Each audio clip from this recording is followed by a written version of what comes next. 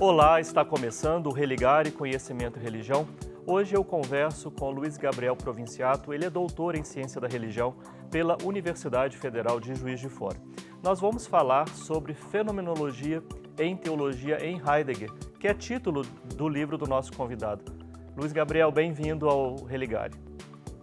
Olá, Flávio, muito obrigado pelo convite. Será uma satisfação enorme poder conversar um pouco com você e um pouco com os nossos telespectadores sobre o meu doutorado e agora também sobre o meu livro. Seu livro.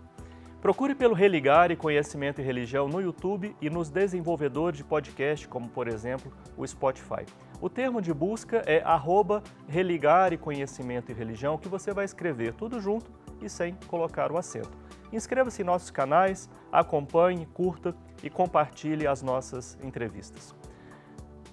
Luiz, a gente tem aqui uma tarefa complexa, né? A gente estava aqui na preparação falando sobre isso, que é falar sobre um tema e um autor que não é conhecido do grande público, é conhecido do público especializado em filosofia, em teologia, em ciência da religião. Vou pedir para você, né, primeiramente, apresentar, né, o pensador Martin Heidegger.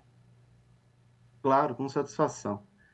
Flávio, o Heidegger é um filósofo alemão que nasce em 1889 e falece em 1976, então, portanto, é um autor que produz ao longo do século XX, passa pelas duas experiências de guerra mundial na Europa, e é um autor conhecido, principalmente do público brasileiro, por sua principal obra, que é Ser e Tempo, publicada em 27. No entanto, tem alguns aspectos biográficos do Heidegger que chamam a atenção, eu acho que devem ser aqui elucidados, que é a proximidade de formação, né, cultural, uma formação familiar também do Heidegger com a religião cristã católica, né? O Heidegger propriamente é filho de um sacristão na cidade de Meßkirch, e também o fato do Heidegger ter ingressado no seminário, ter feito algum tempo de teologia, ter sido dispensado do seminário jesuíta e ter seguido a sua vida na filosofia, sem nunca ter abandonado essa proximidade com o pensamento religioso, de alguma forma, o seu interesse com a teologia, seja ela a teologia feita dentro da universidade, né, entendendo aqui a teologia como ciência, seja entendendo a teologia de maneira geral como uma grande contribuição ao espírito humano. Então, esse aspecto biográfico do Heidegger, a sua relação com a religião e com a teologia cristã, é algo que foge um pouco do grande público aqui no Brasil, também um pouco do público especializado, que eu acho que deve ser trazido à tona aqui para o nosso diálogo. Sim. Para a pesquisa, né, da sua tese doutoral e agora do seu livro, qual foi assim a delimitação que você estabeleceu para a investigação? Bom, ótima pergunta. Nós temos dois principais textos que são conhecidos do público especializado que trabalham diretamente, né, que o Heidegger trabalha diretamente com o tema da religião.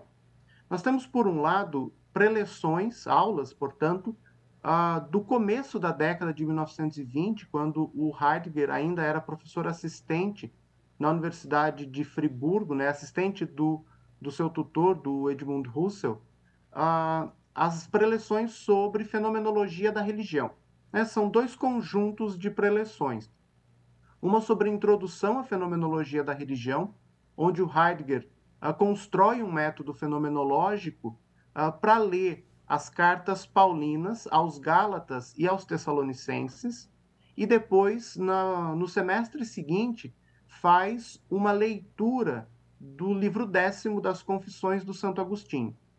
Nesse volume onde estão publicadas essas preleções, cujo título é Fenomenologia da Vida Religiosa, e a gente tem tradução aqui no Brasil desde 2010 pela Vozes, há também um conjunto de outras preleções, de outras aulas que o Heidegger planejou, mas acabou não oferecendo na universidade, que seriam preleções sobre a mística medieval. O título que o Heidegger tinha pensado é Fundamentos Filosóficos da Mística Medieval, onde o Heidegger lê, né? Na verdade, faz um esboço do que ele faria sobre uma leitura do mestre Eckhart. Há também alguns trechos de Bernardo de Claraval, por exemplo, indicados nessas preleções que estão no volume Fenomenologia da Vida Religiosa. Um outro texto, e é aí esse texto que eu acabei me ocupando no meu trabalho de doutorado, é uma conferência que o Heidegger ministra em 1927 e repete em 1928, cujo título é Fenomenologia e Teologia. Essa conferência, né, se a gente pegar a datação dela, ela é feita, ou ela é dada no mesmo ano da publicação de Ser e Tempo, que é a principal obra do autor. Então, olhar para a conferência Fenomenologia e Teologia de alguma forma só é possível se a gente entende esse panorama no qual ela está inserida. E o panorama no qual ela está inserida é justamente o panorama da obra Ser e Tempo. Bem, certamente para falar sobre o panorama da obra Ser e Tempo, a gente vai precisar, no mínimo, de uma entrevista assim, para a gente começar a falar sobre o assunto, né? Mas certamente vale a pena a gente pensar numa conversa desse tipo. Eu queria antes compreender que traços nós podemos compreender do entendimento que Heidegger tem de fenomenologia. O que ele... o que é falar em fenomenologia a partir de Heidegger? Essa é outra pergunta, acho que mereceria um outro programa. Porque A gente se vai nós precisar pegarmos, fazer né, uma série, Luiz, para esse tema. é uma boa ideia, Flávio. Se a gente pegar o conceito de fenomenologia no Heidegger, é a primeira coisa, né? Quando a gente fala de fenomenologia, a gente está falando de um método, de um modo de investigar alguma coisa. E o Heidegger sempre deixa isso muito claro, né? Se nós pegarmos as preleções em que o Heidegger dá antes de Ser e Tempo, há sempre essa preocupação metodológica de construir o aparato a partir do qual será feita uma leitura. Então, quando a gente fala em fenomenologia, a gente fala em método. Consequentemente, a gente fala em criação de um roteiro, em criação de aspectos que serão fundamentais para serem cumpridos, tendo em vista cumprir um objetivo. Então, esse é o primeiro aspecto, entender que fenomenologia é um método. Se nós pegarmos Ser e Tempo, a gente vai encontrar esse método descrito no parágrafo 7º. Né? No parágrafo 7º, Heidegger descreve o conceito de fenomenologia.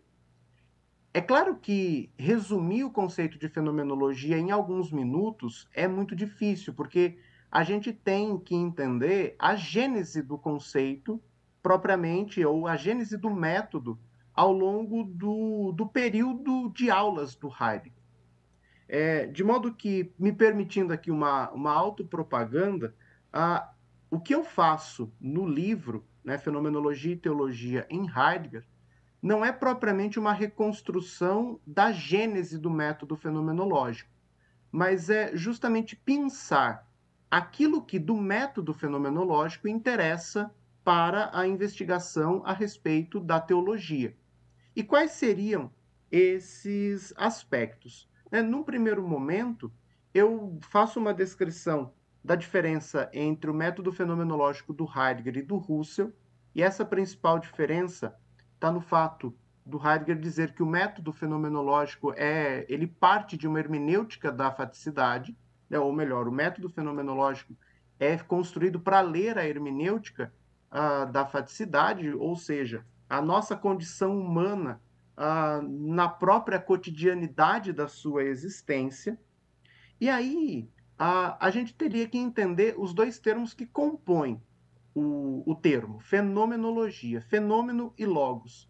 O que seria esse fenômeno? O fenômeno é justamente aquilo que se mostra e da maneira como se mostra, né? O mais importante aqui não é tanto aquilo que se mostra, mas o como se mostra. E esse como se mostra é captado de alguma forma por nós, na nossa condição cotidiana, também de alguma maneira. E mais, não é apenas captado, é expressado de alguma forma, é compreendido e interpretado de alguma forma, de modo que nós damos a ver um sentido. Esse sentido é propriamente manifestado por meio de um logos. Esse logos, portanto, é o que caracteriza o método fenomenológico como esse trazer à tona um sentido daquilo que se mostra, da maneira como se mostra. Então, assim, se nós tivéssemos que resumir o método fenomenológico, como ele está pensado pelo Heidegger, eu resumiria assim. Sim. E é dessa forma que você faz uma aproximação com a teologia e a filosofia. É a É, partir desse conceitual fenomenológico, desse método, que eu me aproximo da teologia tal como o Heidegger a compreende, né? Eu não me aproximo aqui da teologia cristã, entendendo ela de maneira panorâmica, mas eu vou me aproximar dela a partir da caracterização que o Heidegger vai oferecer. É por isso que é importante entender também o que o autor aqui em questão entende por teologia. Luiz, você falava, né, da teologia como ciência.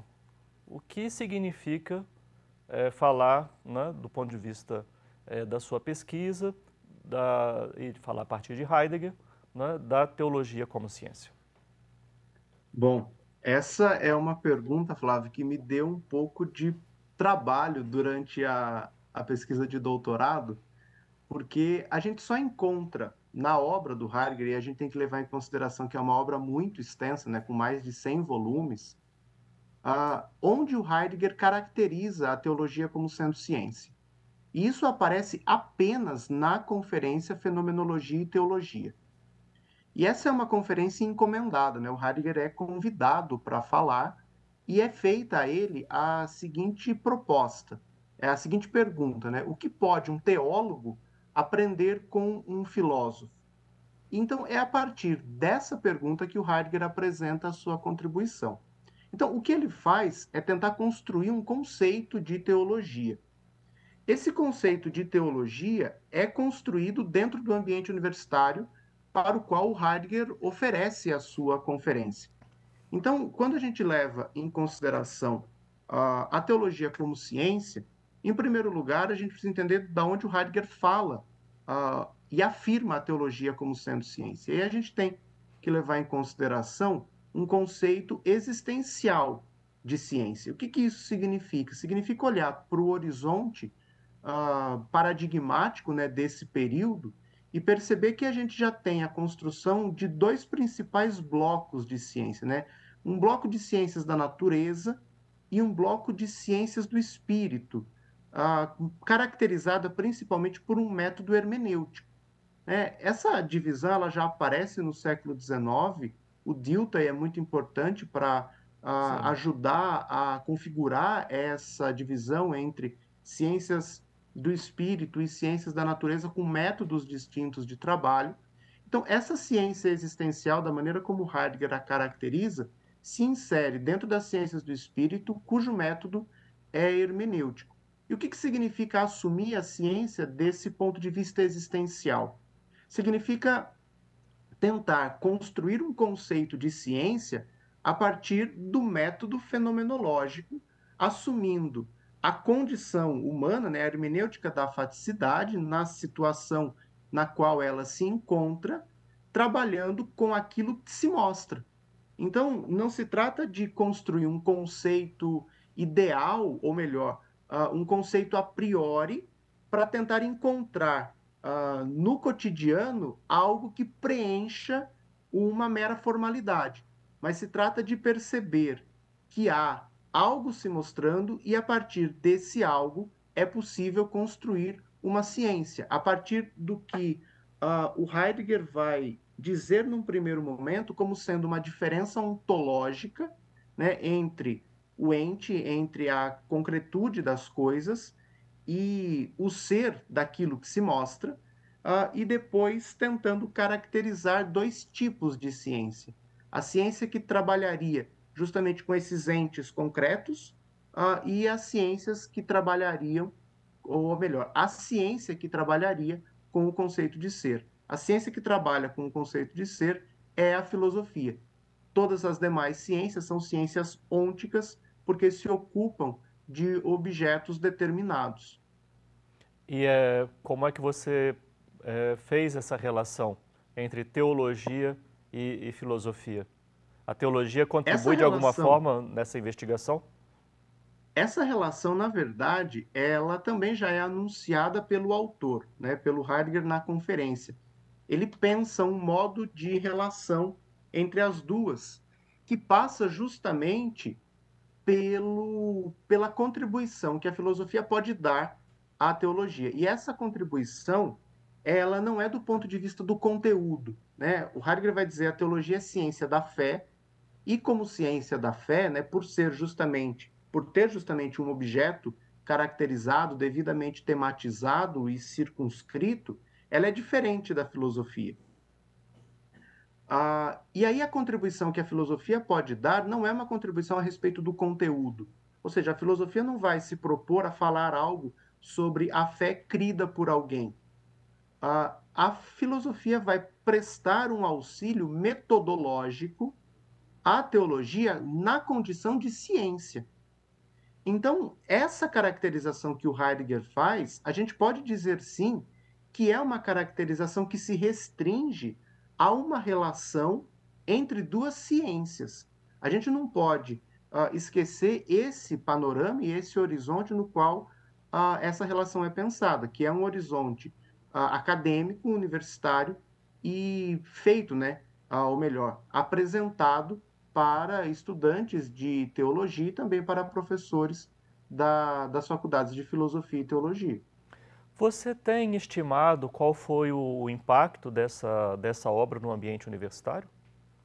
Essa é outra pergunta, e a resposta que eu tenho é bastante interessante, porque depois da principal publicação do Heidegger, que é Ser e Tempo, que é a publicação que vige durante um tempo, né, depois até o Heidegger começar a publicar outras coisas, uh, o Heidegger, em anotações particulares que vieram à tona agora há pouco tempo, demonstra uma insatisfação com a recepção que Ser e Tempo está tendo.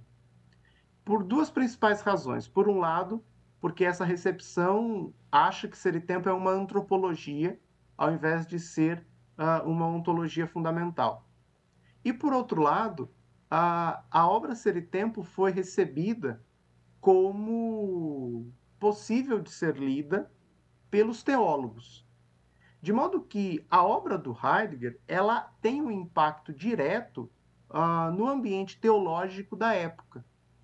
Eu pude descobrir isso quando, fazendo um levantamento bibliográfico do que havia produzido sobre a relação do Heidegger com a teologia, descobri um texto publicado em 1946, né, portanto, no 60º aniversário, perto, né, do 60º aniversário do Heidegger, sobre o impacto dos textos dele, né, principalmente de Ser e Tempo, no ambiente acadêmico.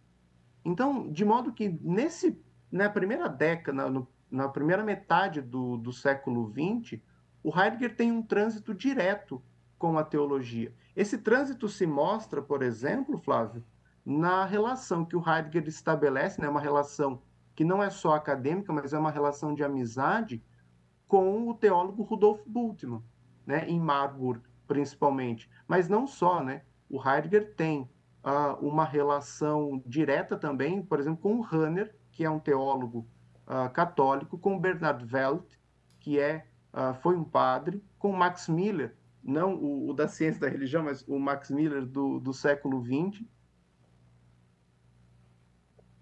Então, de modo que há, sim, um impacto desse pensamento do Heidegger no ambiente teológico do período. E Isso. esse impacto, ele, de alguma forma, ainda ressoa em algumas teologias, na construção de algumas teologias hoje em dia. Luiz, muito obrigado pela sua participação aqui Eu que agradeço. no Religário. Somos um projeto de extensão do Programa de Pós-Graduação em Ciências da Religião da PUC Minas. Você pode conhecer mais sobre as nossas atividades, sobre os nossos cursos de especialização, de mestrado ou de doutorado através da nossa página que está em pucminas.br/ppgcr. Obrigado a você que nos acompanha, obrigado a toda a nossa equipe. Nós voltamos na próxima semana. Um abraço muito cordial e até o próximo Religare, Conhecimento e Religião.